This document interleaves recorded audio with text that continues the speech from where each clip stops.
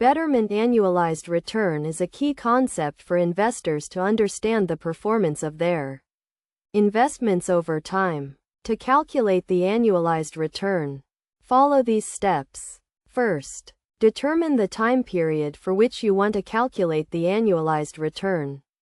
This can be 1 year, 5 years, or any other time frame. Next, gather the necessary information, including the initial investment amount, the final value of the investment, and the number of years the investment was held. Now, calculate the total return by subtracting the initial investment amount from the final value of the investment and dividing by the initial investment amount.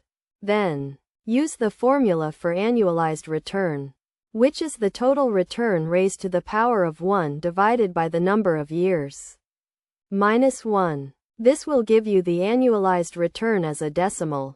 To convert the decimal to a percentage, multiply by 100. For example, if you invested $1,000 and after 5 years it grew to $2,000, the total return would be 100%.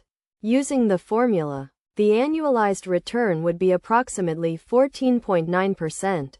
Best practices for using annualized return include comparing it to a benchmark, such as the S&P 500, to evaluate the performance of your investment. Also, consider the risk associated with the investment when evaluating the annualized return. In conclusion, calculating the annualized return is a straightforward process that requires basic information about the investment. By following these steps and using the formula, you can gain a better understanding of the performance of your investments over time.